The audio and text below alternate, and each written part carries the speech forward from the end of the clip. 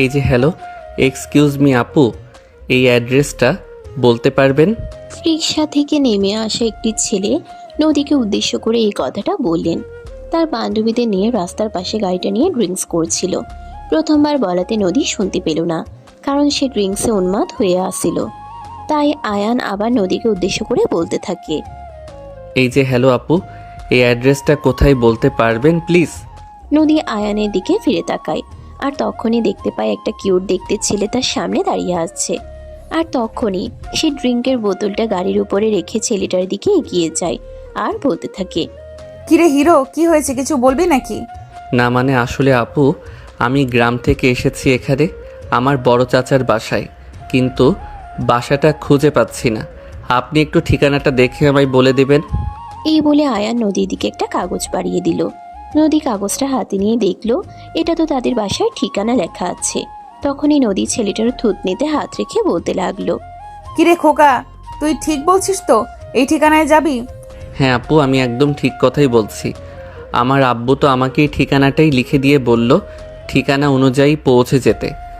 নদী ছেলেটাকে ঠিক মতো চিনতে পারলো না, কিন্তু বাসার ঠিকানাটা তাদের বাসায় দেওয়া। তাই তার মনে একটু দুষ্টু বুদ্ধি এঁটে গেল। তখনই সে ছেলেটাকে বলতে লাগলো। তুই তো ভুল করে অন্য রাস্তায় চলে এসেছিস। সেই ঠিকানা তো এই রাস্তায় নয়। তুই যেদিক দিয়ে এসেছিস সেই দিক দিয়ে ফিরে যে 5 কিলো আগেই তুই তোর ঠিকানা ফেলে এসেছিস। কি বলেন আপু, আমি তো আগে আরও 2-3 জনকে জিজ্ঞাসা করেছিলাম, তারা তো বলছিল এদিকেই, কিন্তু আপনি বলতেছেন আমি পিছনে ফেলে এসেছি। আরে কানা, তোর কি মনে হচ্ছে আমি তোকে মিথ্যা কথা বলছি? আমি তোকে মিথ্যা কথা কেন বলবো, তুই নিজে সেটা বল। তোর সঙ্গে কি আমার পার্সোনাল কোনো শত্রুতা আছে নাকি? না আপু, সেরকমটা হতে যাবে কেন? আপনাকে দেখে তো ভালো মেয়ে বলেই মনে হচ্ছে, আপনার সঙ্গে আমার কেন শত্রুতা থাকতে যাবে? তাহলে লক্ষ্মী ছেলের মতো আমার কথা শুনতো। কি যেটা বলেছি তুই সেটাই কর। তো ঠিকানাতে 5 কিলোমিটার আগে ফেলে এসেছিস। যারা তোকে এইদিকে আসতে বলেছে তারা তোকে ভুল কথা বলেছে। আচ্ছা আপু, ঠিক আছে, আমাকে সঠিক তথ্য দেওয়ার জন্য আপনাকে অসংখ্য ধন্যবাদ। এই কথা বলে আর নদীর হাত থেকে কাগজটা নিয়ে পিছন দিকে ফিরে যেতে লাগলো। তখনই নদীর বান্ধবী নদীকে বলতে লাগলো। আরে দোস্ত, এটা তুই কি করলি? এটাতে তো তোদের বাসার ঠিকানা লেখা ছিল, কিন্তু তুই ছেলেটাকে ওদিকে ফিরে যেতে বললি কেন? দোষ শুন, সব সময় সবকিছু বুঝতে হয় না। আমি কেন ফিরিয়ে দিয়েছি সেটা সময় হলে বুঝতে পারবি। এখন দয়া করে আমাকে প্রশ্ন করিস না। এই বলে নদী আবারও ড্রিঙ্কস করতে শুরু করলো। খোলা রাস্তায়, সেখানে থাকে কিছু বলার মতো কেউ নেই, কারণ তার বাবা শহরের কোটিপতি বিজনেসম্যান 10 জনের মধ্যে একজন। তার যা ভালো লাগবে সে তাই করবে, তার কাজের মধ্যে পাতে দেওয়ার সাহস কারো নেই। সেখানে আড্ডা দিয়ে রাত 8টার দিকে বাসায় ফিরল। ড্রয়িং রুমে এসেই দেখতে পেল আয়ান তাদের বাড়ির ড্রয়িং রুমে বসে আছে। নদী ভীষণ অবাক হয়, কারণ সে তো আয়ানকে ভুল ঠিকানা বলে দিয়েছিল। তাহলে এখানে এসে পৌঁছালো কিভাবে? কিন্তু এসব নিয়ে চিন্তা করার মতো সময় তার নেই। এখন রুমে যাবে, ফ্রেশ হবে। তার বাবা বাসায় ফিরে আসার আগেই তাকে সবকিছু ঠিক করে নিতে হবে। তার বাবা যদি বাসায় এসে দেখে সে ড্রিঙ্ক করে বাসায় এসেছে, তাহলে তার বাবা তাকে প্রচণ্ড বকাবকি করবে। এমনকি তার বাবা তার হাত খরচের টাকাটা পর্যন্ত দেওয়া বন্ধ করে দিতে পারে। নদী আর কাউকে ভয় না পেলেও সে তার বাবাকে কিন্তু প্রচণ্ড ভয় পায়। তার বাবা ধমক দিয়ে একটা কথা বললে নদীকে আর এই এলাকায় পাওয়া যায় না। তাই নদী তাড়াহুড়ো করে নিজের রুমে চলে গেল। ফ্রেশ হয়ে ড্রয়িং রুমে আসে, আর আয়ানকে তখন সেখানে বসে থাকতে দেখে বলতে থাকে। এই হাবলা, তোকে ভুল ঠিকানা বলে দিলাম, তারপরেও তুই এই পর্যন্ত চলে এসেছিস কিভাবে? তখনই কিচেন থেকে নদীর আম্মুর গলা ভেসে আসে। তিনি নদীকে উদ্দেশ্য করে বলতে থাকেন। ও আচ্ছা, তাহলে আমি বুঝতে পেরেছি এসব ফাজলামির গোড়া হলি তুই। তা না হলে আমিও ভেবে পাই না এরকম একটা ছেলেকে কে এতটা জার্নি করাতে পারলো। তুই এমন কেন রে? তোর কি জীবনেও মানুষ হবার কোনো ইচ্ছে নেই, নাকি ছেলেটাকে বোকা পেয়েছিস বলে তুই আবার এতটা রাস্তা ঘুরিয়ে আনলি? তো আমি কি করব বলো? বাসার সামনে এসে আমাকে জিজ্ঞেস করছিল ঠিকানা কোথায়, তাই তো আমি বলেছিলাম বাই দ্য ওয়ে আমার ক্ষুধা পেয়েছে, আমাকে খাবার দাও। এই বলে খাবারের টেবিলের দিকে এগিয়ে যায় নদী। আর তখনই আয়ান পিছন থেকে বলতে থাকে। আপু, আমাকে কিন্তু বেশি দূর যেতে হয়নি, আমি মাত্র 4 কিলোমিটার গিয়েছিলাম। তারপরে একজন বলে আমি যেখান থেকে ফিরে এসেছি তার একটু সামনেই ঠিকানা, তাই আবার চলে এসেছি। নদী হাসবে নাকি কান্না করবে সেটাই বুঝতে পারছে না। নদী 5 কিলোমিটার দূরত্বের একটা ঠিকানা দিয়েছিল, আর সেখান থেকে 4 কিলোমিটার ঘুরে এসে সে বেশি দূরত্বে যায়নি। ইচ্ছে করছে নিজের কপাল নিজেই ঠুকে মরে যায়। এমন অবস্থায় নদী খাবার টেবিলে বসে থাকে। তার আম্মু তাকে খাবার দেয় আর সে খাবার খেয়ে নিজের রুমে চলে যাচ্ছিল। তখনই পিছন থেকে তার আম্মু তাকে বলতে থাকে, নদী, আয়ানকে তুমি তোমার রুমে নিয়ে যাও। ছেলেটা সেই সন্ধ্যা থেকে এসেছে, একা একা বসে আছে, কথা বলার মতো কাউকে পাচ্ছি না। আমি আজ খুবই ব্যস্ত আছি। তো কি হয়েছে? আমি কেন ওকে আমার রুমে নিতে যাব? তুমি জানো না আমার রুমে আমি কাউকে অ্যালাউ করি না, তাহলে ওকে কেন নিয়ে যাব? আরে বাবা, তুমি তো খুব ভালো করে জানো আমাদের বাসার অন্য সব রুমগুলোতে রিপেয়ারিং করা হচ্ছে। এই মুহূর্তে 2টো রুম খালি আছে, একটা তোমার রুম, একটা আমাদের রুম। আমাদের রুমে তোমার বাবা আর আমি থাকি, সেই রুমে তো ওকে থাকতে দেওয়া যাবে না। তাই যতদিন না পর্যন্ত রুমগুলো রিপেয়ারিং করা শেষ হচ্ছে ততদিন পর্যন্ত সে তোমার রুমেই থাকবে। এই কথা শুনে নদীর মাথায় যেন আকাশ ভেঙে পড়ল। কারণ সে সারা রাত ধরে তার বয়ফ্রেন্ডের সাথে গল্পগুজব করে। একজন মানুষ যদি তার রুমে থাকে তাহলে তার খুবই ডিস্টার্ব হবে। তাই সেই প্রচণ্ড বিরক্তি নিয়ে তার আম্মুকে বলতে লাগলো, আচ্ছা, না হয় মানলাম আমাদের বাসায় রিপেয়ারিংয়ের কাজ চলছে, কিন্তু তাই বলে এই মুহূর্তে কেন মেহমানকে বাসায় আনতে হবে? আমি তো সেটাই বুঝতে পারছি না। তখনই নদীর আম্মু ওদিকে বলতে থাকেন, দেখো, আমাদের বাসায় মেহমান নয়, ও এখন থেকে আমাদের বাসাতেই থাকবে। ও তোমার ছোট চাচার ছেলে। তোমার বাবার সঙ্গে কয়েকদিন আগেই ওর বাবার কথা হয়েছে। গ্রামের একটা কলেজ থেকে ইন্টার পাস করেছে, আর এখন এখানেই তোমার সঙ্গে তোমার ভার্সিটিতে পড়াশোনা করবে। মানে কি, গ্রাম থেকে আসা একটা হাবলা ছেলে আমাদের সঙ্গে আমাদের ভার্সিটিতে পড়াশোনা করবে? এটাও মেনে নেওয়া যায়?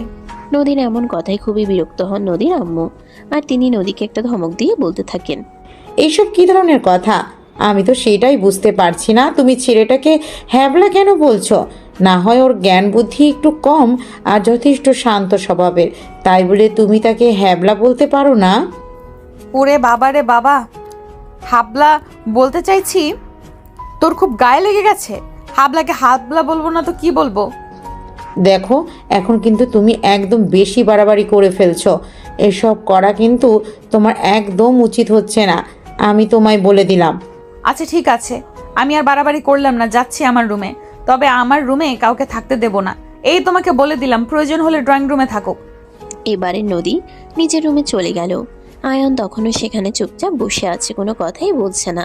কিছুক্ষণ পরেই নদীর আম্মু আয়ানের জন্য খাবার তৈরি করে নিয়ে ড্রয়িং রুমে আসলো, আর আয়ানের হাতে খাবারের প্লেট তুলে দিয়ে বলতে লাগলো, এই নাও, এটা তোমার জন্য। আমি এসে আপনাদের খুব ঝামেলায় ফেলে দিলাম, তাই না বড় আম্মু? আরে বাবা, তো এভাবে কেন কথা বলছিস? তুই তো আমাদের বাড়ির ছেলে। তোরা গ্রামে থাকিস আর আমরা শহরে থাকি। গ্রামে আমাদের সেরকম যাওয়া আসা হয় না, তাই তোদের সঙ্গে সেরকম কোনো যোগাযোগ থাকে না। এই যে তোমাদের বাসায় থাকার জায়গা নেই, এটা নিয়েই তোমরা ঝামেলা করছো। কিন্তু আমি তো চাই না আমাকে নিয়ে তোমাদের মধ্যে কোনো ঝামেলা হোক। আরে বাবা, এইসব কিছু নিয়ে তুই চিন্তা করিস না। আমার মেয়েটা এমনিতেই একটু রাগী, কিন্তু মনের দিক থেকে খুবই ভালো। তুই কদিন এখানে থাক, দেখবি তোর সঙ্গে একদম মিশে যাবে। এই বলে খাবারের প্লেট আয়ানের হাতে তুলে দিয়ে তিনি সেখান থেকে চলে গেলেন। আরও অনেক কাজ পড়ে আছে, সেগুলো করতে হবে। তাই সেখানে বসে খাবার খেতে লাগলো। এভাবেই চলে গেল আরও ঘন্টাখানেক সময়। রাত 9:30 বাসে ফিরে আসে নদীর আম্মু দরজা খুলে দিলেন। আর তখনই তিনি ড্রয়িং রুমে প্রবেশ করতেই নদীর আম্মুকে বলতে লাগলেন, আয়ন এসে পৌঁছায়নি এখনো? সে তো অনেকক্ষণ আগেই পৌঁছে গেছে। তুমি ফ্রেশ হয়ে এসো, আমি সবাইকে একসঙ্গে রাতের খাবার দিচ্ছি। এই বলে নদীর আম্মু সেখান থেকে চলে গেলেন। আর এদিকে নদীর আব্বু ড্রয়িং রুমে এসে কিছুক্ষণ বিশ্রাম নেয়, আর তারপর নিজের রুমে গিয়ে কাপড় চোপড় চেঞ্জ করে ফ্রেশ হয়ে ডাইনিং টেবিলে আসেন রাতের খাবার খাওয়ার জন্য। ততক্ষণে নদী আর আয়ান দুজন খাবার টেবিলে চলে এসেছে। নদীর বাবা খাবার টেবিলে বসতে বসতে আয়ানকে দেখে তাকে উদ্দেশ্য করে বলতে লাগলেন, যাক, অবশেষে আমার বাবাটা চলে এসেছে। তা আসতে তোমার কোনো প্রবলেম হয়নি তো বাবা? না বড় আব্বু, সেরকম কোনো প্রবলেম হয়নি। আসলে তোমাদের বাসা খুঁজে পাচ্ছিলাম না, বাসা খুঁজে পেতে একটু দেরি হয়ে গেল। তাছাড়া অন্য কোনো সমস্যায় পড়তে হয়নি। আচ্ছা ঠিক আছে, এখন খাবার খেয়ে রুমে গিয়ে ঘুমিয়ে পড়ো। আমি প্রিন্সিপালের সঙ্গে কথা বলে রেখেছি, কাল নদী ভার্সিটিতে যাওয়ার সময় তোমাকে নিয়ে যাবে এবং প্রিন্সিপালের সঙ্গে কথা বলিয়ে দেবে। বাকি যা কিছু করার উনি সব রেডি করে দেবেন। এই কথা শুনে পাশ থেকে নদী একটু অবাক হয়। সে কেন আয়ানকে নিজের সঙ্গে নিয়ে যাবে? দেখতে একদম গাইয়া খ্যাত ভূতের মতো এই ছেলেটাকে সে কেন নিজের সঙ্গে নিয়ে নিজের মান ইজ্জত ধুলায় মিশাতে যাবে? তাই তো সে তার বাবাকে বলতে থাকে, আরে বাবা, তুমি এসব কি বলো?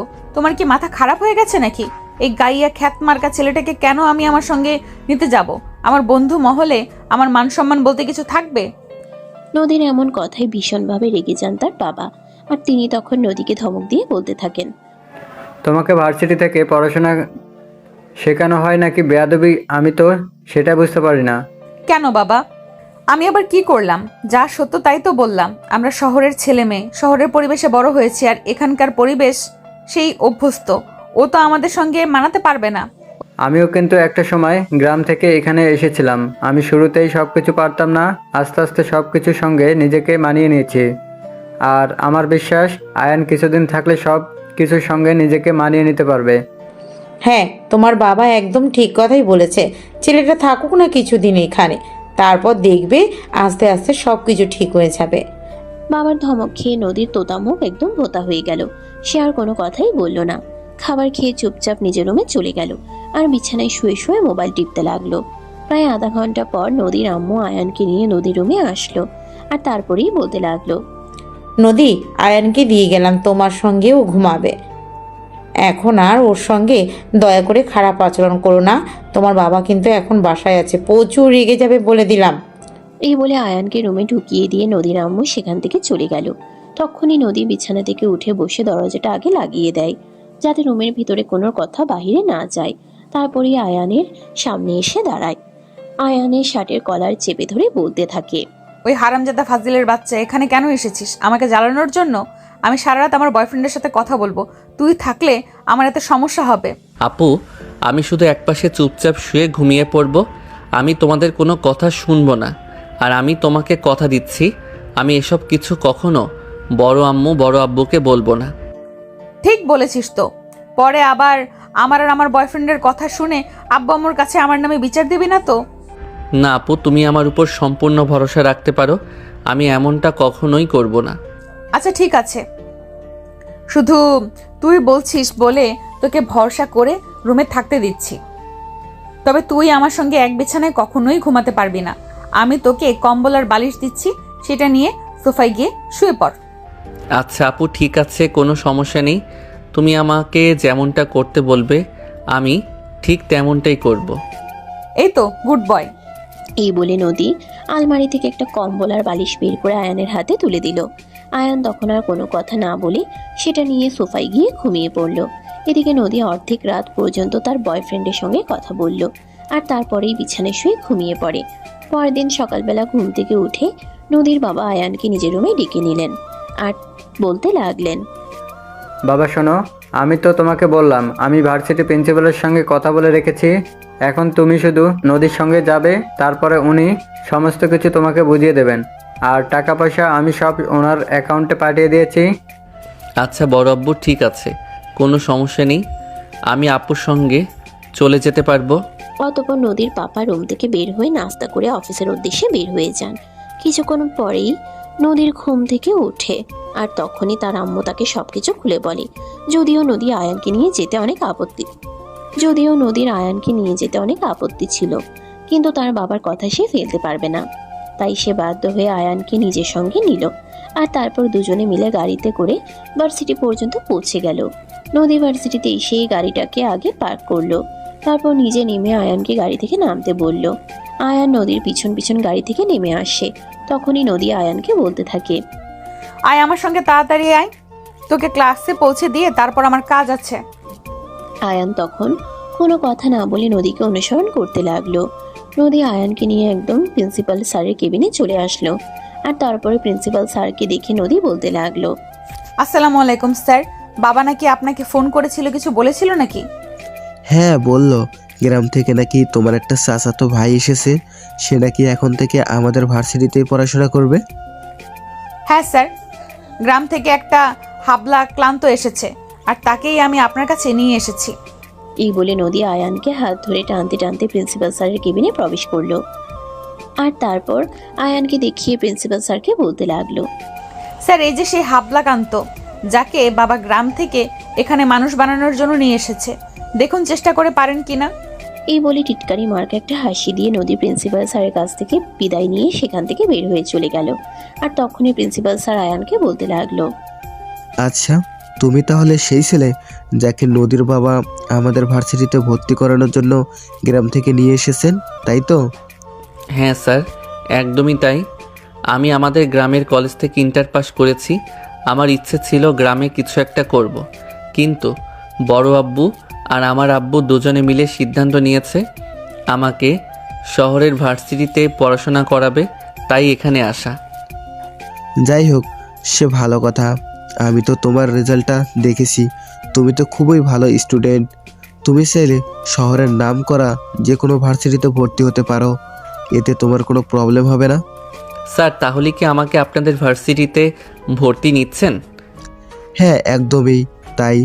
তোমাকে তো আমি ভর্তি নিয়েছি, এখানে না নেওয়ার কি আছে? তুমি যথেষ্ট ভালো স্টুডেন্ট। ঠিক আছে স্যার, আপনাকে অসংখ্য ধন্যবাদ। আপনাকে কৃতজ্ঞতা জানানোর ভাষা আমার সত্যিই জানা নেই। আমি তো ভেবেছিলাম আমাকে আপনাদের ভার্সিটিতে ভর্তি করাবেন না।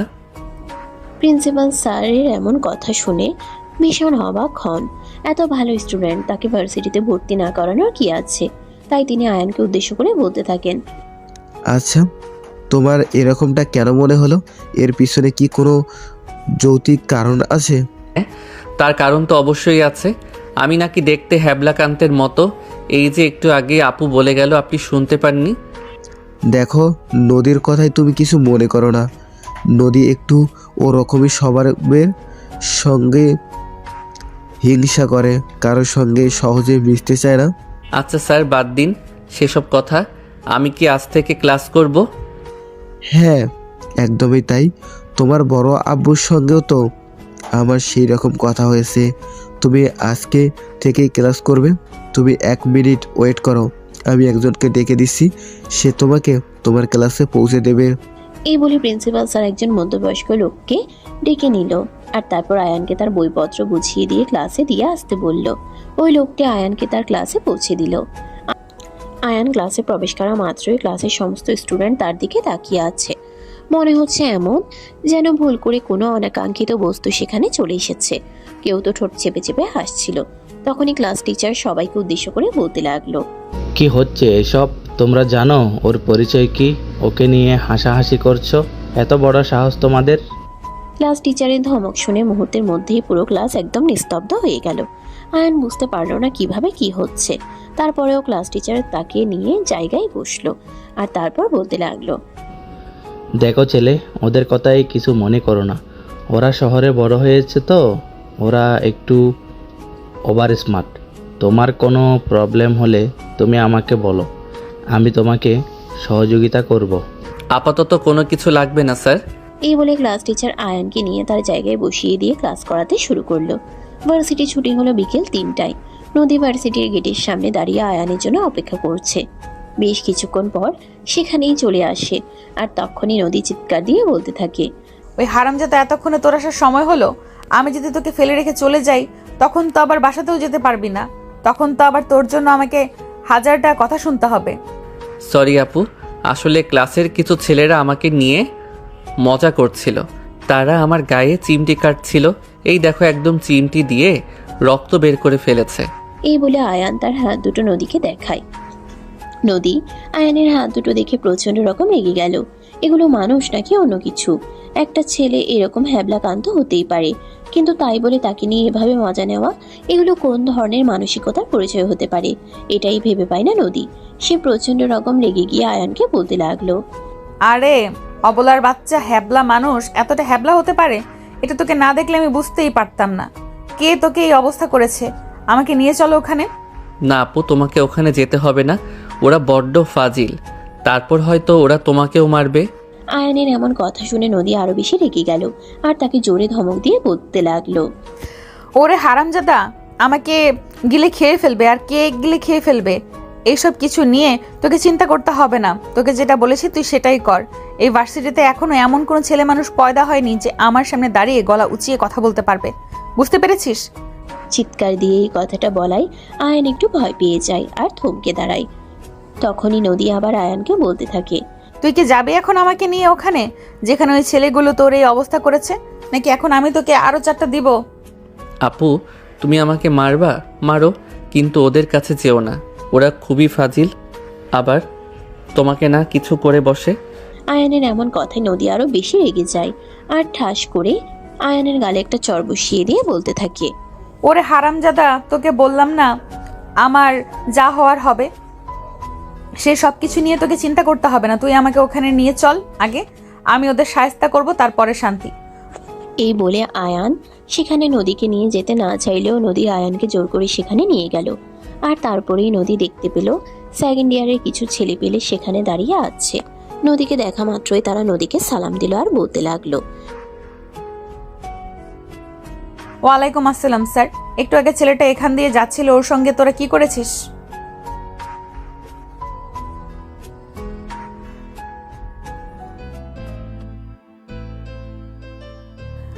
তুই জানিস ওর পরিচয় কি?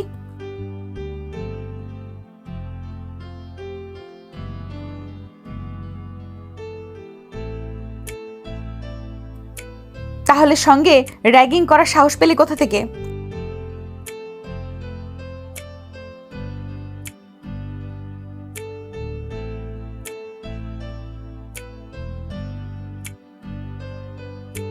এটা শুনে প্রচন্ড পরিমাণে রেগে যায় নদী। আর তখনই শুভ এবং তার সাথে থাকা সব কয়টা ছেলেকে এলোপাথারি ঘুষি লাথি মারতে থাকে। ছেলেগুলো একদম কাবু হয়ে যায়। আয়ান হাঁ করে তাকিয়ে থাকে।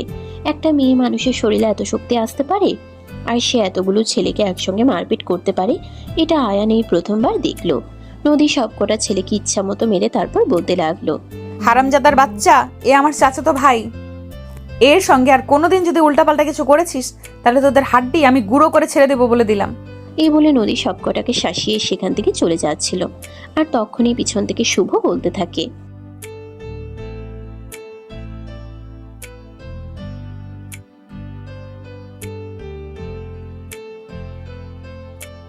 আচ্ছা ঠিক আছে, সেই জন্যই তোদেরকে এবারের মতো ক্ষমা করে দিলাম।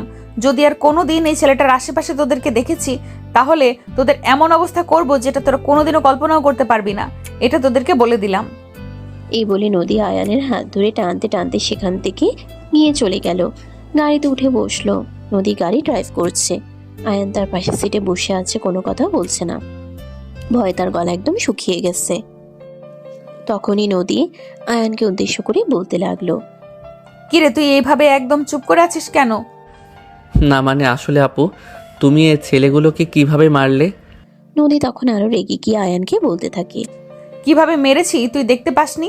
এখন তোকে আর কয়টা দিয়ে বুঝিয়ে দেবো নাকি কিভাবে মেরেছিলাম? না আপু, আমাকে আর মেরো না। ওদেরকে যা আমার মেরেছো আমার শিক্ষা হয়ে গেছে। তাহলে চুপচাপ গাড়িতে বসে থাক। সামনে একটা কফি শপ আছে, আমি কফি খাবো। তুই কফি খাস?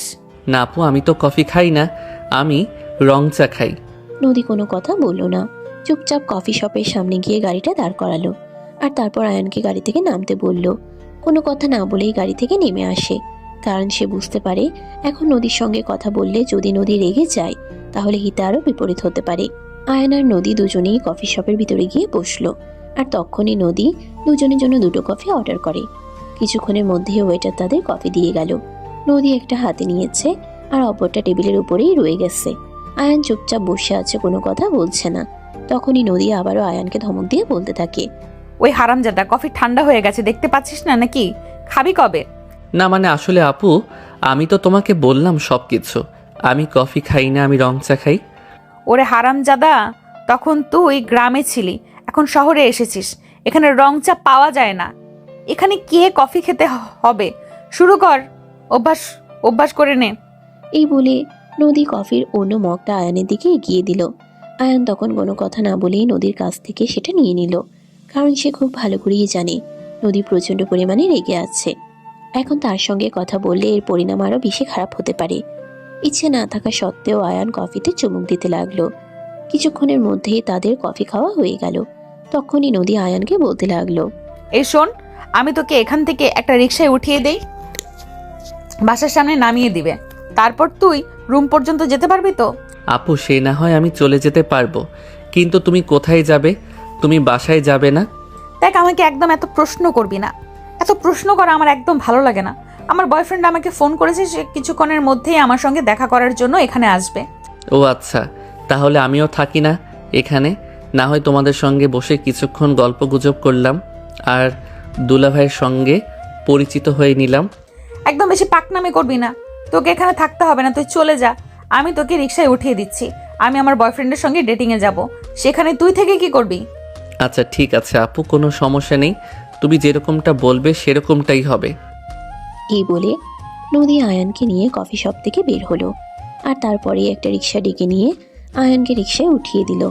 রিক্সাওয়ালাকে সব কিছু ভেঙে চুরে বলে দিল যেন আয়ানকে বাসার সামনেই নামিয়ে দেয়। তারপর রিক্সাওয়ালা আয়ানকে নিয়ে চলে গেল, আর নদী কফি শপের ভিতরে গিয়ে বসে অপেক্ষা করতে লাগলো তার বয়ফ্রেন্ডের জন্য। বেশ কিছুক্ষণ পর নদীর বয়ফ্রেন্ড সেখানে এসে পৌঁছালো। নদীকে দেখা মাত্র এসে এগিয়ে এসে হাঁক করে বলতে লাগলো, হ্যালো বেবি, কেমন আছো? এই তো বেবি, আছি আলহামদুলিল্লাহ ভালোই। তোমার কি অবস্থা? আর আসতে তো দেরি হলো কেন? আরে বেবি, তুমি তো জানোই আমি কদিন ধরে অফিসের কাজে খুবই ব্যস্ত আছি, তাই বাইরে বের হওয়ার হচ্ছে না। কিন্তু তোমাকে দেখার জন্য মনটা বিকেল হয়েছিল, তাই তো কাজ ফেলে তোমাকে দেখতে চলে আসলাম। সত্যি কদিন ধরে তুমি আমার জন্য অনেক বেশি পরিশ্রম করছো, তাই না? কিন্তু দেখো, আমাকে পাওয়ার জন্য তোমাকে এইটুকু করতেই হবে। তুমি যদি প্রতিষ্ঠিত হতে না পারো, তাহলে বাবার সামনে তোমাকে পরিচয় করিয়ে দিব কিভাবে বলো? হ্যাঁ ডিয়ার, সেটা তো আমি খুব ভালো করে জানি, আর সেই জন্যই তো আমি এত পরিশ্রম করছি। তা না হলে কি আমি এত পরিশ্রম করতাম নাকি? আমি তোমায় ভীষণ ভালোবাসি, সারা পৃথিবীর বিনিময়েও আমি তোমাকে হারাতে চাই না। আচ্ছা, এখন কি এখানে দাঁড়িয়ে থেকে কথা বলবে নাকি গিয়ে বসবে? এখানে না বেবি, আমি দুপুরের খাবার খাইনি, চলো কোনো 5 স্টার রেস্টুরেন্টে যাই। আচ্ছা ঠিক আছে, কোনো সমস্যা নেই, তুমি যেমন বলবে তেমনই হবে। এই বলে নদী আর রুদ্র দুজনে কফি শপ থেকে বের হয়ে গাড়িতে গিয়ে বসলো। আর তারপরেই নদী গাড়ি চালিয়ে শহরের অন্যতম একটা 5 স্টার রেস্টুরেন্টের সামনে এনে গাড়ি দাঁড় করালো। দুজনে হাত ধরাধরি করে রেস্টুরেন্টের ভিতরে প্রবেশ করলো, আর তারপরে দুজনের জন্য খাবার অর্ডার করলো। খাওয়া দাওয়া প্রায় শেষের দিকে, তখনই রুদ্র হঠাৎ করেই নদীকে বলতে লাগলো, বেবি, তোমাকে একটা কথা বলার জন্য এখানে ডেকেছি, কিন্তু কিভাবে বলবো সেটাই ভেবে পাচ্ছি না। আরে বাবা, এত ভয় পাওয়ার কি আছে? কি বলবে বলে ফেলো না, আমি তো তোমারই, আমি তোমার কথায় কিছুই মনে করব না।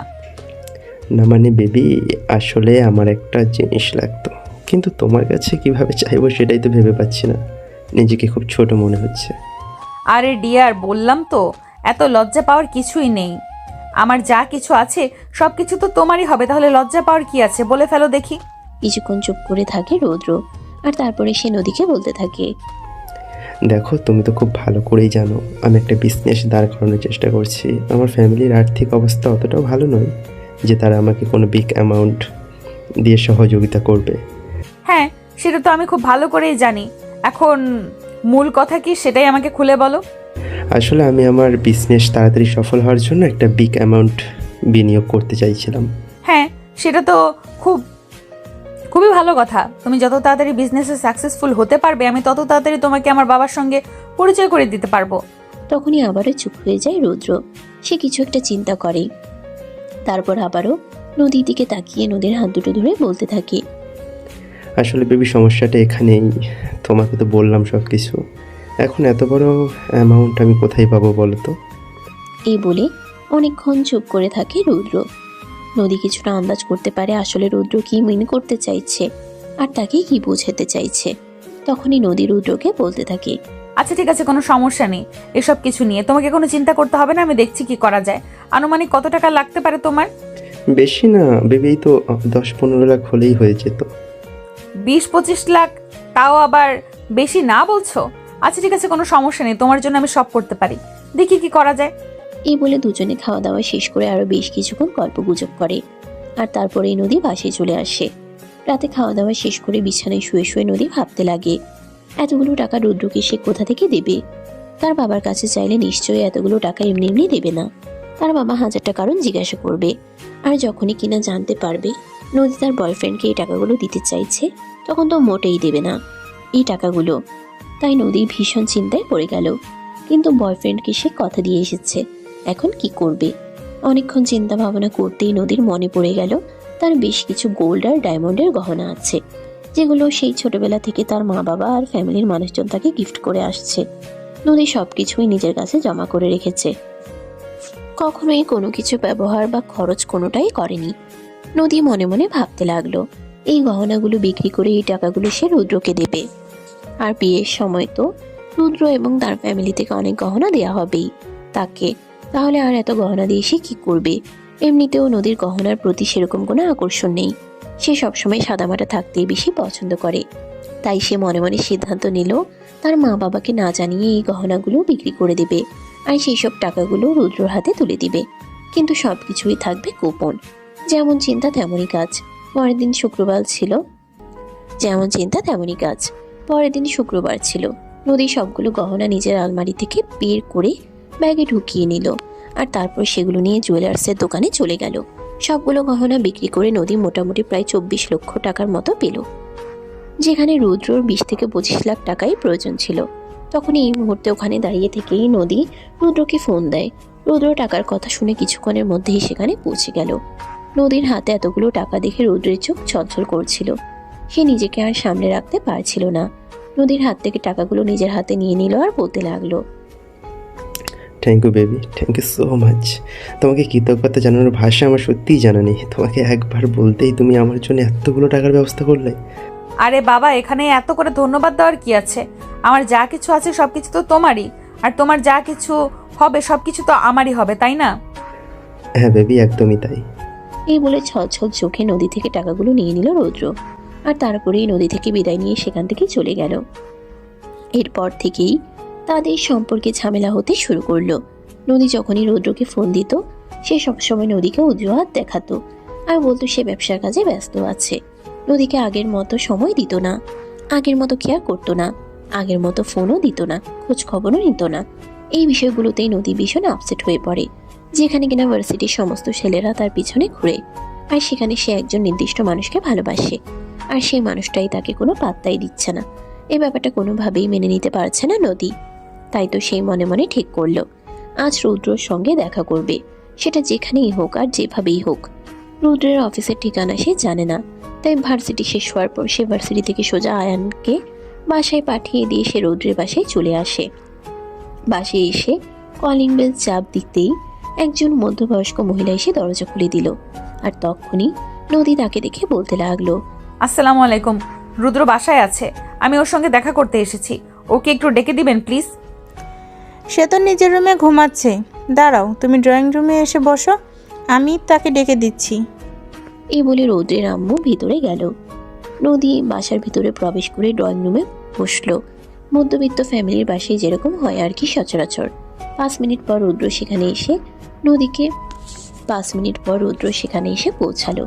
নদীকে সে তার বাসায় দেখতে পেয়ে ভীষণ রকম অবাক হলো আর বলতে লাগলো, আর এসব তুমি কি শুরু করেছো? তুমি সরাসরি আমার বাসায় কেন চলে এসেছো? আর আমার বাসার ঠিকানা তুমি কোথায় পেলে? সেসব কথার উত্তর আমি তোমাকে পরে দিচ্ছি। তার আগে তুমি আমাকে এটা বলো, তুমি এই কয়দিন ধরে আমার সঙ্গে এরকম কেন করছো? আমাকে অ্যাভয়েড কেন করতে চাইছো? Try to understand.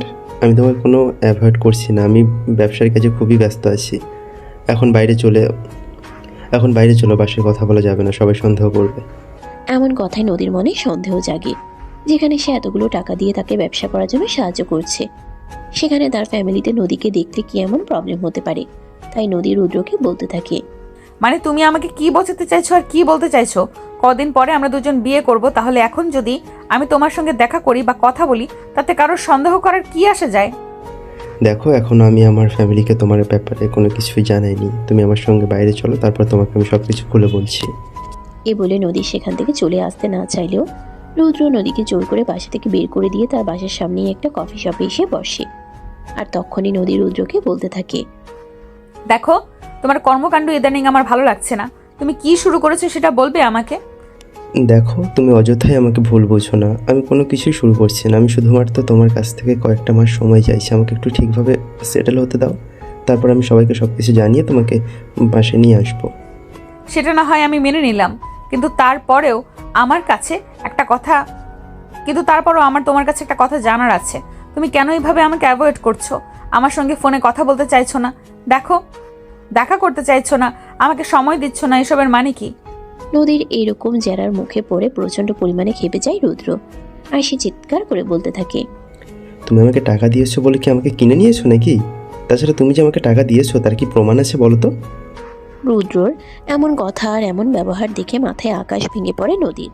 সে কোনো কিছুই ভাবতে পারছে না, যেন তার পায়ের নিচ থেকে মাটি সরে যাচ্ছে এমন একটা অবস্থা।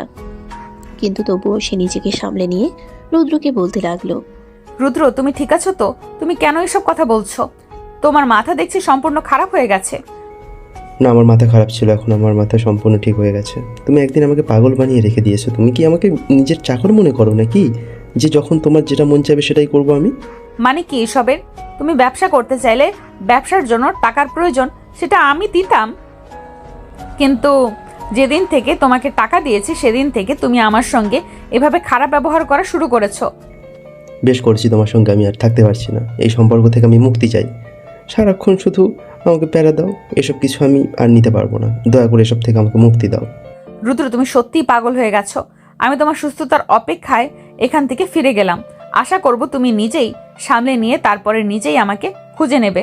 এই বলে নদী কফি শপ থেকে বের হয়ে চলে যাচ্ছিল, আর তখনই পিছন থেকে রুদ্র নদীকে উদ্দেশ্য করে বলতে থাকে, তুমি নিশ্চিন্তে যেতে পারো। এটা কখনো মনে মনে ভেবো না যে আমি তোমাকে ফেরানোর চেষ্টা করব। তোমার প্রয়োজন আমার জীবনে ফুরিয়ে গেছে। তুমি এখন আর আমার জন্য 4 পয়সার প্রয়োজন নেই।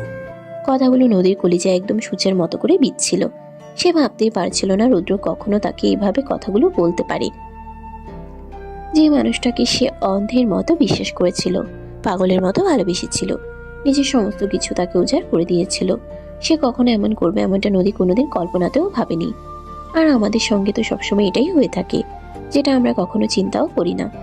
নদী নিজেকে আর কন্ট্রোল করতে পারছিল না। সে ফিরে আসলো আর রুদ্রের গালে বেশ কয়েকটা থাপ্পড় দিয়ে বলতে লাগলো, এই বেইমানের বংশধর, তুই আমার সঙ্গে বেইমানি করবি? তাহলে এতদিন আমার সঙ্গে নাটক করলি কেন? আমার এতগুলো শখের গহনা বিক্রি করে টাকা নিলি কেন? আরে চুপ কর সালি, তুই আমাকে দিয়েছিস তাই নিয়েছি। আমি কি তোর থেকে জোর করে নিয়েছি নাকি? তাছাড়া আমি যে টাকা নিয়েছি তার কোনো প্রমাণ তোর কাছে নেই। তুই তো হাবলা, তাই তোকে বোকা বানিয়ে আমার প্রয়োজন মিটিয়ে নিয়েছি। এখন আর তোকে আমার কোনো প্রয়োজন নেই। নদী নিজেকে আর সামলাতে পারছিল না। ওই মুহূর্তে ওখানেই জ্ঞান হারায়। রুদ্র তাকে ওই অবস্থাতে রেখেই সেখান থেকে পালিয়ে যায়। কফি শপের ওয়েটার নদীকে হসপিটালে নিয়ে যায়, আর তারপর তার ট্রিটমেন্ট করিয়ে নদীর বাবার কাছে ফোন দিয়ে তারা এইসব কিছু জানিয়ে দেয়। কারণ তারা নদীকে চিনত এবং তার ফ্যামিলির সম্পর্কে সবকিছুই জানতো। প্রায় 3 ঘন্টা পর নদীর জ্ঞান ফিরে আসে। তার বাবা তার পাশে বসে আছে, তার মাথায় হাত বুলিয়ে দিচ্ছে। নদী চোখ খুলে তার বাবাকে দেখতে পেয়ে হাউমাউ করে কান্না শুরু করে দেয়, আর তার বাবাকে জড়িয়ে ধরে বলতে থাকে, বাবা প্লিজ আমাকে ক্ষমা করে দাও, আমি অনেক বড় ভুল করে ফেলেছি, আমাকে প্লিজ ক্ষমা করে দাও। আরে মা, কি হয়েছে? তুই এমন কেন করছিস? কি হয়েছিল তোর? অজ্ঞান হয়ে গেছিস কেন? বাবা, আমি তোমাদেরকে না জানিয়ে বিশাল বড় একটা ভুল করে ফেলেছি, যার কারণে আজ আমার এই অবস্থা। প্লিজ তোমরা সবাই আমাকে ক্ষমা করে দাও। দেখ মা, জানি না কি হয়েছে আর তুই কিসের কথা বলছিস, তবে আমি তোকে একটা কথা বলি, তুই যাই কিছু করিস না কেন, তুই আমার সন্তান। আমি জানি তুই কখনো ভুল কিছু করবি না। তোর উপর সম্পূর্ণ ভরসা আমার আছে। কিন্তু নদীর কান্না যেন থামছেই না। সে তখনই তার বাবাকে সবকিছু খুলে বলল।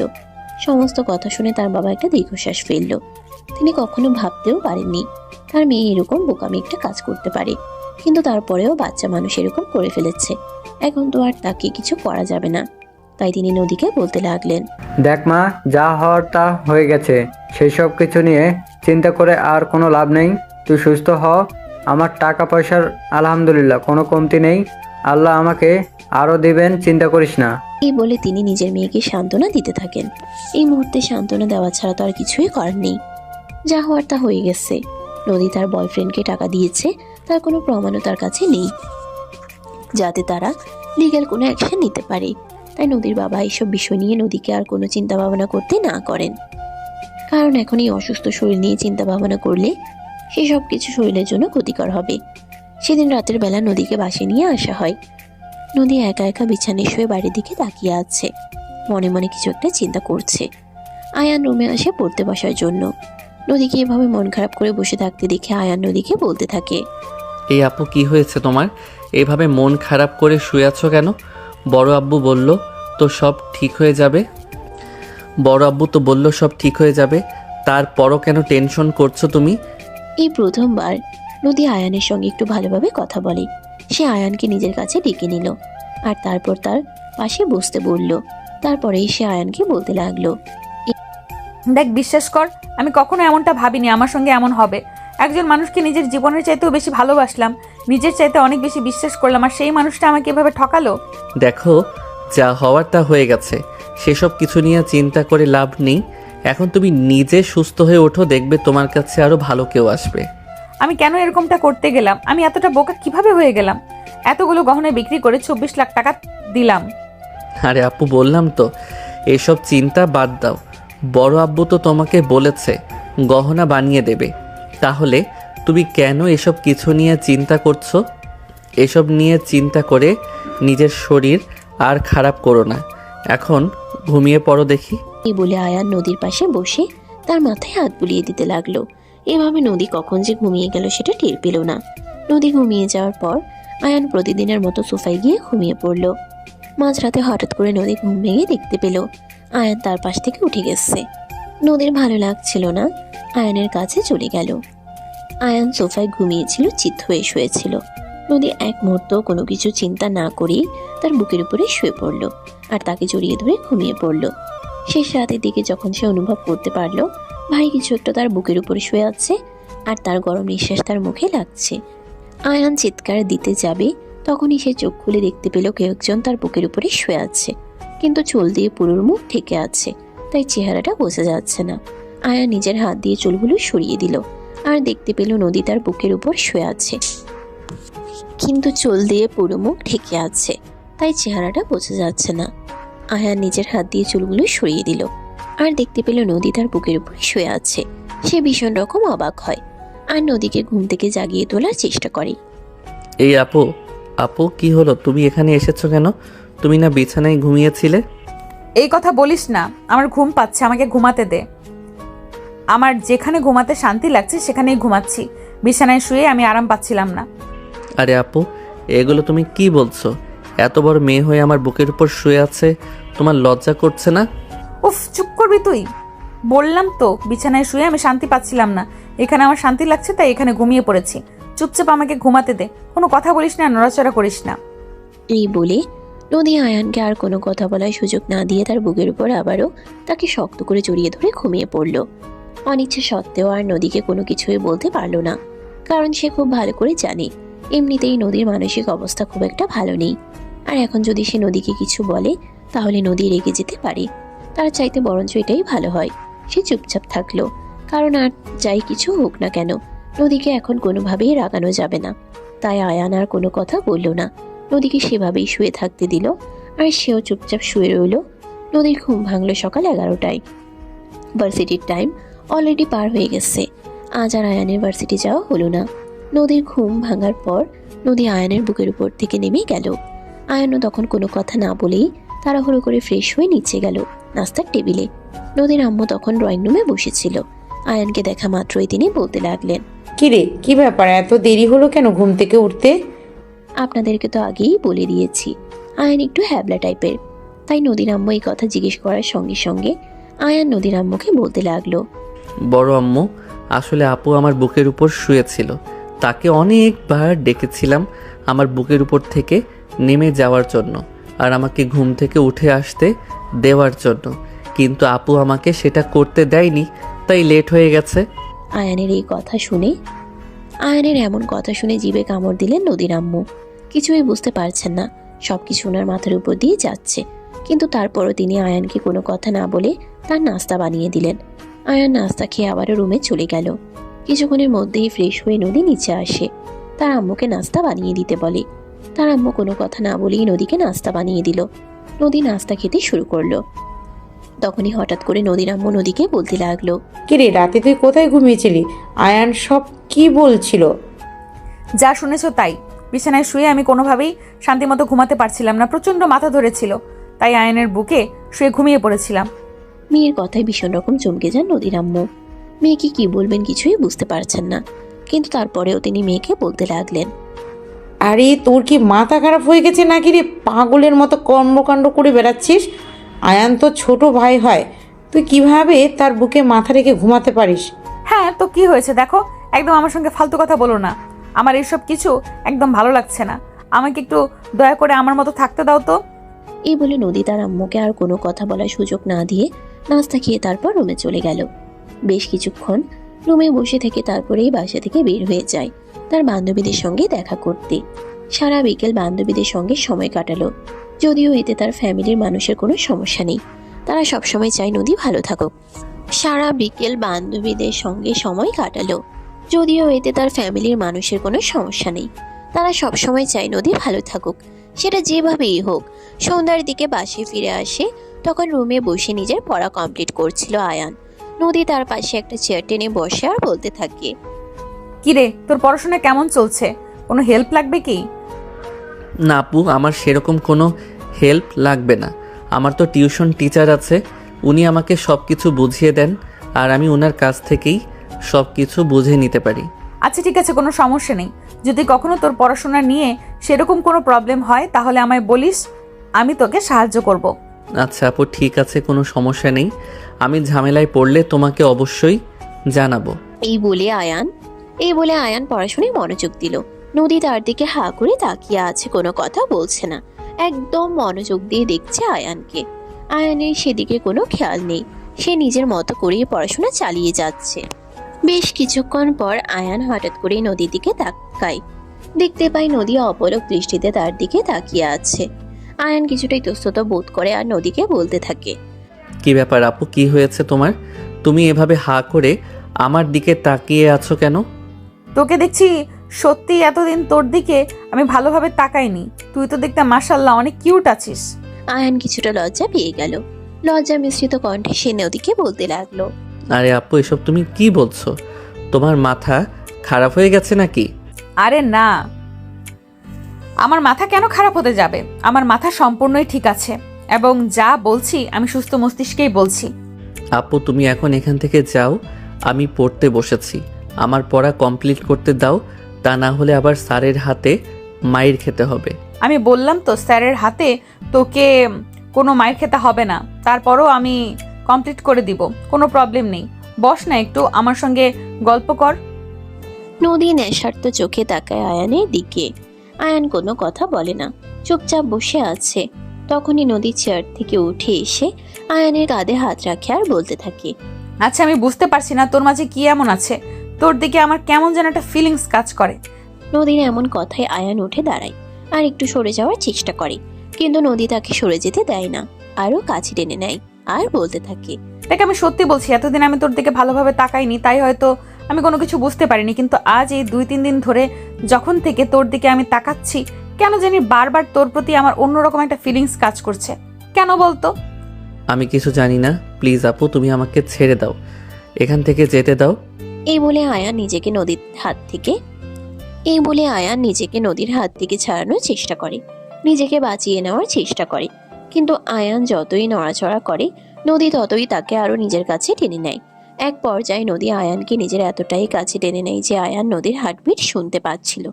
আয়ান নদীকে তখন ধাক্কা দিয়ে নিজের থেকে সরিয়ে নেয় আর বলতে থাকে, আরে আপু তুমি পাগল হয়ে গেছো নাকি? তুমি এসব কি করছো? হ্যাঁ আমি পাগল হয়ে গেছি। তোর কোনো সমস্যা আছে নাকি? তোরা সবাই মিলে আমাকে পাগল বানিয়ে ছেড়ে দিয়েছিস।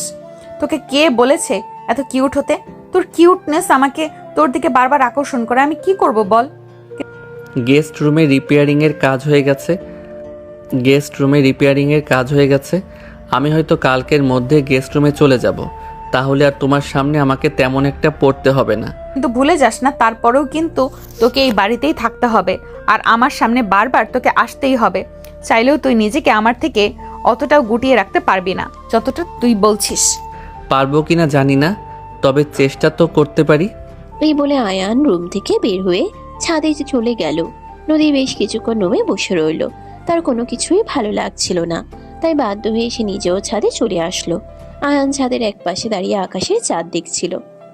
রাত তখন 10টা। নদী পিছন থেকে আয়ানকে জড়িয়ে ধরে।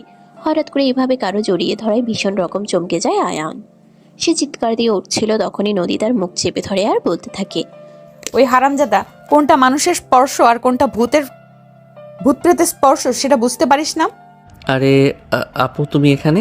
তোতলাতে তোতলাতে এটা বলে আয়ান। আর তখনই নদী আয়ানকে বলতে থাকে, আরে কাম অন ডিয়ার, তুই এভাবে তোতলাচ্ছিস কেন? তোর আবার কি এমন হলো? আরে আপু তুমি বাসার ভিতরে এমন করছিলে বলে আমি এখানে চলে এসেছি, আবার তুমি এখানে চলে এসেছো এসব ফাইজলামো করার জন্য? আচ্ছা, আমি তো তোর সঙ্গে ফাজলামো করছি, বাসায় তো তুই ছাড়া অন্য কেউ নেই আমি যার সঙ্গে ফাজলামি করতে পারি। আপু প্লিজ তুমি এখান থেকে চলে যাও, আমাকে একটু আমার মতো একা থাকতে দাও, আমি একটু একা থাকতে চাইছি প্লিজ। হাত জোর করে নদীর দিকে তাকিয়ে কাকতি সুরে বলে আয়ান। কিন্তু নদী সেসব কথা শোনার মতো মেয়ে নয়। সে যখন যেটা জেদ করে বসে তখন সেটা করেই ছাড়বে, এরকমই মানসিকতা তার। তাই সে আয়ানকে বলতে থাকে, দেখ, আমার সঙ্গে এত কাকুতি মিনতি করে লাভ নেই, কারণ আমি যখন যেটা করব বলে তখন সেটাই করে ছাড়ি, বুঝতে পেরেছিস? প্লিজ আপু তুমি আমার সঙ্গে এরকমটা করো না, আমাকে একটু আমার মতো একা থাকতে দাও, আমি একটু আমার মতো একা থাকতে চাই, তুমি সেটা কেন বুঝতে পারছো না? তুই একা থাকতে চাস আর আমি তোর আদর পেতে চাই। নদীর এমন কথায় আগাগোড়া বুঝতে পারে না আয়ান, কিন্তু তারপরেও সে নিজেকে সামলে নিয়ে সেখান থেকে চলে যাওয়ার চেষ্টা করে। ঠিক ওই মুহূর্তেই নদী পিছন থেকে আয়ানের হাত টেনে ধরে আর একটা হ্যাচকা টান দিয়ে আয়ানকে নিজের বুকের সঙ্গে মিশিয়ে নেয়। আয়ানের বক্ষদেশ আর নদীর বক্ষদেশ একদম লেগে আছে। অপরদিকে আয়ানের ঠোঁট দুটো নদীর ঠোঁটের একদম কাছাকাছি। নদী এই সুযোগটাকে আর মিস করলো না। আয়ানের মাথাটাকে নিজের দিকে চেপে ধরে তার দুই ঠোঁটে নিজের দুই ঠোঁট ডুবিয়ে দিল। প্রায় 2 মিনিট গভীরভাবে আয়ানের ঠোঁটে চুমু খেলো নদী, আর তারপরে সে আয়ানকে ছেড়ে দিয়ে বলতে লাগলো, সেই সাথ তোর ঠোঁট দুটো তো সেই মিষ্টি। আয়ান লজ্জায় লাল হইয়া যায়।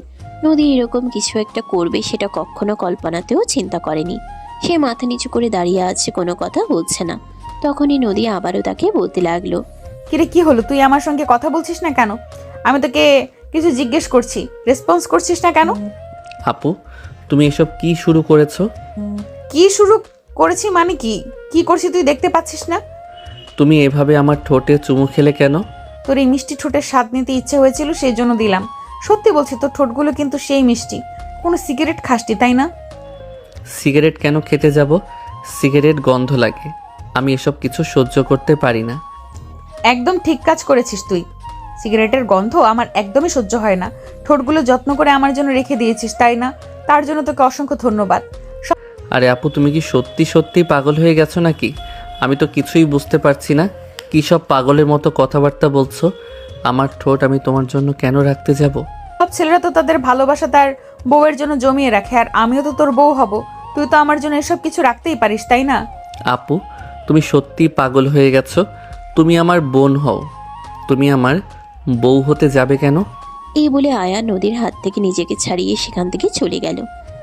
তার এসব কিছু আর ভালো লাগছে না। কয়েকদিন ধরে নদী একটু বেশি পাগলামি করা শুরু করে দিয়েছে। আয়ান ড্রয়িং রুমে এসে বসে আছে, টিভি দেখতেছে। তখনই নদীর আম্মু আয়ানের পাশে এসে বসে, আর তারপরে আয়ান নদীর আম্মুকে বলতে থাকে, বড় আম্মু, গেস্ট রুমে রিপেয়ারিংয়ের কাজ তো হয়ে গেছে, আমি ভাবছি কাল থেকে গেস্ট রুমে চলে আসবো। কেন রে বাবা, এত তাড়াহুড়া করার কি আছে? রুমটা সবে মাত্র রিপেয়ারিংয়ের কাজ শেষ করা হয়েছে, কিন্তু ফার্নিচার নিতে হবে।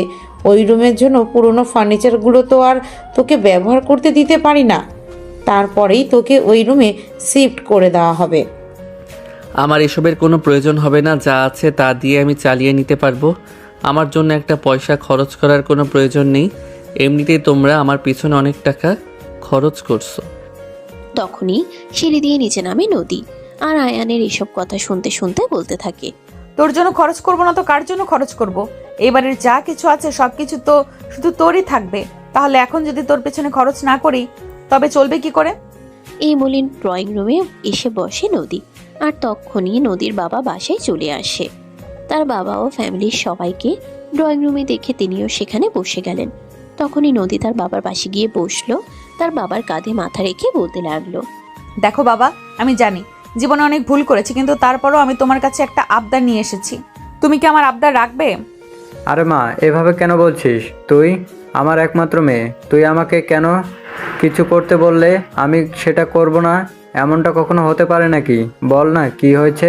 বাবা, আমি একজনকে ভালোবেসে ফেলেছি আর তাকে বিয়ে করতে চাই। এই কথা শুনে নদীর মা বাবা দুজনেই চমকে যায়, কারণ এই তো কদিন আগে একটা ছেলের সঙ্গে নদীর সম্পর্ক ছিল, আর তারপর যা হলো তা তো আপনারা ভিডিওতে দেখেছেন। এখন আবার নদী এই কয়েকদিনের মধ্যেই বলছে সে অন্য একজনকে ভালোবেসে ফেলেছে। এটা কি আদৌ সম্ভব হতে পারে? তাই তো নদীর বাবা নদীকে বলতে থাকে। মা তুই কি বলছিস? আমি বুঝতে পারছি না, একটু খুলে বলবি কি? তখনই নদী তার বাবাকে আয়ানের কথা বলতে থাকে যে সে আয়ানকে ভালোবেসে ফেলেছে। এই কথা শুনে তো নদীর বাবা মা দুজনেই ভীষণ রকম চমকে যায় আর অবাকও হয়। বেশ কিছুক্ষণ চুপ করে থাকেন নদীর বাবা, আর তারপরে নদীর বাবা নদীকে বলতে থাকে। মা তুই যা বলছিস ভেবে বলছিস তো? হ্যাঁ বাবা, একদম আমি যা বলছি সম্পূর্ণ চিন্তা ভাবনা করে তবেই বলছি তোমাকে। আচ্ছা ঠিক আছে, আমি এই বিষয়টা ভেবে দেখব, তারপর ছোট কাকার সঙ্গেও কথা বলবো। এটা শুনে তো নদী প্রচুর খুশি হয়, কিন্তু আয়ান একটুও খুশি হতে পারলো না। নদী এরকম একটা অন্যায় আবদার করলো, আর তার বাবা সেটা মেনে নিয়ে বলছে তিনি আয়ানের বাবার সঙ্গে কথা বলবেন, যেখানে কিনা একটা মেয়ে তার আপন চাচাতো ভাই, তাও আবার তার চাইতে বয়সে ছোট, তাকে বিয়ে করতে চাইছে। আয়ান কোনো কথা না বলে সেখান থেকে চলে গেল। তার ঠিক 1 সপ্তাহ পরে আয়ানের মা বাবা শহরে চলে আসে। আয়ান তাদেরকে দেখে ভীষণ রকম অবাক হয়। এই সময়ে তাকে কোনো কিছু না জানিয়ে শহরে চলে আসার কারণ কি কিছুই সে বুঝতে পারে না। তাই তো সে তার বাবাকে বলে, কি ব্যাপার বাবা, তোমরা হঠাৎ করে আমাকে কোনো কিছু না জানিয়ে এখানে কেন এসেছো? আর আসবে আমাকে একটা ফোন করে জানিয়ে আসলে না? তোকে সারপ্রাইজ দেওয়ার জন্য চলে আসলাম, তবে তোর জন্য এর চাইতেও বড় একটা সারপ্রাইজ সামনে অপেক্ষা করেছে, যেটা তুই সময় হলেই দেখতে পাবি। আমার জন্য আর কি সারপ্রাইজ থাকতে পারে? আমি তো সেটাই বুঝতে পারছি না। যাই হোক, এতদিন পর তোমাদেরকে দেখতে পেয়ে সত্যি আমার ভালো লাগলো। এখানে আসার পর থেকে তো আর তোমাদের সঙ্গে দেখা করতে বাড়ি যেতে পারছিলাম না। তোমরা যখন চলে এসেছো ভালোই হয়েছে। কটা দিন তোমাদের সঙ্গে সময় কাটাতে পারবো, আমারও ভালো লাগবে। এবার আয়ান তার মা বাবার সঙ্গে বসে গল্প করতে থাকে। এভাবে দেখতে দেখতে বেশ কিছুক্ষণ সময় কেটে গেল। নদীর আম্মু সবার জন্য নাস্তা বানিয়ে নিয়ে ড্রয়িং রুমে চলে আসবে। সবাই একসঙ্গে বসে নাস্তা খাচ্ছিল। তখনই হঠাৎ করে আয়ানের আব্বু নদীর আব্বুকে উদ্দেশ্য করে বলতে লাগলো, কি ব্যাপার ভাইজান, আপনি আমাদেরকে কি জন্য এইভাবেই ডেকে নিয়ে আসলেন? তোদেরকে তো একটা বিষয়ের দরকারে এখানে ডেকে নিয়ে এসেছি, একটু বস, আমি সবকিছু তোমাদেরকে খুলে বলছি। এই বলে নদীর বাবা আয়ানের বাবাকে সবকিছু খুলে বললেন। নদী আয়ানকে পছন্দ করে সে ব্যাপারে সবকিছু শুনে আয়ানের বাবা বলতে থাকে, কি ব্যাপার ভাইজান, আপনি আমাদেরকে কি জন্য এভাবে ডেকে নিয়ে আসলেন? দেখুন ভাইজান, আমি আপনাকে এই ব্যাপারে কোনো কিছুই বলবো না। আপনি তো খুব ভালো করেই জানেন আমি যখনই কোনো কাজ করি তখনই আপনার সঙ্গে পরামর্শ করে তবেই করি। এর ব্যাপারে আপনি যা সিদ্ধান্ত নেবেন আমি তাই মেনে নেব, আমার কোনো দ্বিমত থাকবে না। কিন্তু ভাই, আমার এভাবে বললে হয় না। ছেলেটা তোর সব কিছুর সঙ্গে এই বিষয়টাকে গুলিয়ে ফেলিস না। আরে ভাইজান, আমি বললাম তো, আপনার যা ভালো লাগে আপনি তাই করতে পারেন। আপনি যে সিদ্ধান্ত নেবেন তাতেই আমরা রাজি আছি, আমাদের কোনো সমস্যা হবে না, বুঝতে পেরেছেন আপনি? একদম তাই সারা উত্তর দিল আয়ানের বাবা। নদীর বাবা তখন আর কোনো কথা না বলেই আয়ান আর নদী দুজনকে একসঙ্গে ডেকে নিয়ে বলতে লাগলেন, আমাদের বিয়ে ফাইনাল। তোমরা দুজন নিজেকে আজ রাতের মধ্যেই মানসিকভাবে প্রস্তুত করো। কাল বিকেলের মধ্যে কাজে ডেকে বাসায় তোমাদের বিয়ের কাজ সম্পূর্ণ করা হবে। কথাটি শুনে নদী তো ভীষণ খুশি হলো, কিন্তু আয়ান একদমই খুশি হতে পারলো না। সে এমন কিছু কখনোই আশা করেনি। তার মা বাবা, এমনকি তার বড় চাচা এমন সিদ্ধান্ত নেবে এটা সে কল্পনাতেও ভাবেনি। আয়ান মুখ গম্ভীর করে সেখানেই বসে রইল। তখনই নদীর বাবা আয়ানের পাশে গিয়ে বসলো। আয়ানের কাঁধে হাত রেখে বলতে লাগলো, কিরে বাবা, কি হয়েছে? নদী তো ভীষণ খুশি হয়েছে, কিন্তু তোর মন খারাপ কেন? তুই কেন মুখটাকে এভাবে গম্ভীর করে রেখেছিস? যাকে আমি আপু বলে ডাকি তাকে বিয়ে করব কিভাবে বলো? তার উপর আপু আমার থেকে বয়সে বড়। আরে বাবা, আমি এটা বুঝতে পারছি না। নদী যেখানে তোকে বিয়ে করতে সমস্যা নেই, সেখানে তোর কেন ওকে বিয়ে করতে সমস্যা? তার একটাই মাত্র কারণ, আপু আমার চাইতে বয়সে বড়। তাছাড়া সে আমার নিজের বোন হয়। তখনই নদী সেখানে দাঁড়িয়ে থেকে সবাইকে উদ্দেশ্য করে বলতে থাকে, ওর যত সমস্যায় থাকুক না কেন তাতে আমার কিছুই যায় আসে না। আমি যেটা সিদ্ধান্ত নিয়েছি আমি সেটাই করব। যখন একবার সিদ্ধান্ত নিয়ে ফেলেছি যেখানে আমি বিয়ে করব, ওকে যতক্ষণ পর্যন্ত ওকে আমি বিয়ে করতে না পারছি আমার শান্তি নেই। আর যদি তোমরা আমাকে অন্যত্র কোথাও বিয়ে দিতে চাও বা আয়ানের সঙ্গে বিয়ে দিতে না চাও তাহলে তোমরা আমার মরা মুখ দেখবে, এই আমি বলে দিলাম। এই বলে নদী সেখান থেকে নিজের রুমে চলে গেল। উপস্থিত সবাই খুব ভালোভাবেই বুঝতে পারল নদী যেটা চেয়েছে সেটাই করতে হবে, কারণ নদী প্রচণ্ড পরিমাণে জেদি। সে যদি আয়ানকে বিয়ে করতে না পারে তাহলে হয়তো এমনটাই হবে যেমনটা সে বলেছে। তাই আয়ানের মা বাবা আর নদীর মা বাবা মিলে আর কোনো রকম দেরি না করে, কোনো রিস্ক না নিয়ে পরের দিন বিকেলেই বাসায় কাজে ডেকে নিয়ে আসলো। আয়ান এবং নদীকে নতুন বউয়ের সাজে সজ্জিত করা হয়েছে। ঘরোয়া অনুষ্ঠানের মাধ্যমে তাদের দুজনের বিবাহের কাজ সম্পন্ন হয়। নদী প্রচণ্ড পরিমাণে খুশি হলেও আয়ানের মুখে খুশি ছিটে ফুটে পর্যন্ত নেই। বিয়ের আসনে দুজন বসে আছে কবুল বলার অপেক্ষা। আয়ান মুখ গম্ভীর করে বসে আছে। নদী আয়ানকে বলতে থাকে, কিরে কি হলো, তুই এভাবে মন খারাপ করে বসে আছিস কেন? প্লিজ আপু, তুমি আমার সঙ্গে এরকমটা করো না। তুমি আমার আপু, তোমাকে আমি কখনোই বউ বলে ডাকতে পারবো না। পারবি, খুব ভালো করেই পারবি। যখন আমার হাতে প্রতিদিন 2-4টা করে থাপ্পড় খাবি তখন দেখবি এমনি এমনি সব ঠিক হয়ে যাবে। একটু জোরে ধমক দিয়েই আয়ানকে কথাটা বলে নদী। আয়ান তখন আর কোনো কথা বলার সাহস পেল না, চুপচাপ বসে রইল। কিছুক্ষণের মধ্যেই কাজে লেখাপড়া কাজ শেষ করে তাদের দুজনকেই কবুল বলতে বলে। নদী তো এক মুহূর্তও দেরি না করেই কবুল বলে দিল, কিন্তু আয়ান কবুল বলতে চাইছিল না। সে চুপচাপ বসেছিল, কোনো কথাই বলছিল না। তখনই নদী আয়ানের পাঞ্জাবির কলার চেপে ধরে বলতে থাকে, ওই হারামজাদা, আমি সে কখন থেকে কবুল বলে অপেক্ষা করছি, তুই এখনো কবুল বলছিস না কেন? একদম গলা চেপে মেরে ফেলবো বলে দিলাম। রাগে আগুন হয়ে এই কথাটা বলে নদী। আয়ান তখন আর কোনো চিন্তা না করেই কবুল বলে দিল, কারণ সে খুব ভালো করে জানে নদী রেগে গেলে কি হতে পারে। তার চাইতে কবুল বলে দেওয়াই ভালো। অতঃপর এভাবেই তাদের বিয়ের কাজ সম্পন্ন হলো। রাত 12টা বাজে। বাসর ঘরে বসে অপেক্ষা করছে নদী, কিন্তু সেই বাসর ঘরে যেতে চাইছে না আয়ান। একদম কান্নাকাটি শুরু করে দিয়েছে। সবাইকে অনেক রিকোয়েস্ট করছে যাতে তাকে নদীর রুমে যেতে না হয়, কিন্তু সবাই তাকে জোর করে টেনে হিঁচড়ে নদীর রুমে ঢুকিয়ে দিল আর দরজাটা বাইরের দিক থেকে লক করে দিল। নদী এতক্ষণ খাটের উপরে বসা ছিল। আয়ানকে দেখা মাত্রই খাটের উপর থেকে নেমে আসলো, থরথর করে কাঁপছে। নদী আয়ানের পাঞ্জাবির কলার চেপে ধরে আর বলতে থাকে, এই হারামজাদা, আমি সে কখন থেকে এখানে বসে অপেক্ষা করছি, তোর এতক্ষণে আসার সময় হলো? প্লিজ আপু, আমার সঙ্গে এরকম করো না। আমাকে প্লিজ রুম থেকে বের হয়ে চলে যেতে দাও। আয়ানের এমন কথা শুনে প্রচন্ড পরিমাণে রেগে যায় নদী আর ঠাস করে আয়ানের গালে একটা চড় বসিয়ে দিয়ে বলতে থাকে, এই হারামজাদা, একটু আগেই না তোর সঙ্গে আমার বিয়ে হয়েছে, তাহলে তুই এখনো আমাকে আপু বলছিস কেন? আমি তোর বউ লাগি, আমাকে বউ বলে ডাকবি, নয়তো নাম ধরে ডাকবি। আমি পারবো না আপু, তুমি আমার আপু লাগো। তুমি আমার চেয়ে বয়সে বড়, তাই তোমাকে আমি আপু বলেই ডাকবো। তবে রে হারামজাদা, দেখাচ্ছি মজা, দাঁড়া তুই। এই বলে নদী আর এক মুহূর্তও দেরি না করে আয়ানকে ধাক্কা দিয়ে খাটের উপরে ফেলে দিল আর সে আয়ানের বুকের উপরে চেপে বসলো। আয়ান ব্যথায় কুকিয়ে ওঠে আর নদীকে বলতে থাকে, আপু কি করছো তুমি? আমার বুকের উপর থেকে নামো, আমার তো ব্যথা লাগছে। তাতে আমার কি? আমি তোর বউ লাগি আর তুই আমাকে আপু বলে ডাকিস, তখন আমার ব্যথা লাগে না? আরে মোর জ্বালা, তুমি আমার আপু লাগো, তোমাকে আমি আপু ডাকবো না তো কি করব? প্লিজ নামো আমার বুকের উপর থেকে, আমার নিঃশ্বাস নিতে কষ্ট হচ্ছে। কিন্তু কে শুনে কার কথা? এদিকে নদী প্রচন্ড পরিমাণে জেদি। সে আয়ানের বুকের উপরে বসে থেকেই আয়ানের ঠোঁট দুটোতে নিজের ঠোঁট ডুবিয়ে দেয় আর গভীরভাবে চুমু খেতে থাকে।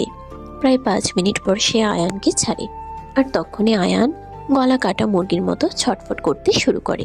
এটা দেখে নদী হাসতে হাসতেই শেষ আর বলতে থাকে, কিরে কি হলো তোর? তুই এইভাবে গলা কাটা মুরগির মতো ছটফট করছিস কেন? এভাবে কেউ চুমু খায়? আর একটু হলে তো আমি নিঃশ্বাস বন্ধ হয়ে মরেই যেতাম। আরে মরে যাওয়া কি এতই সোজা নাকি?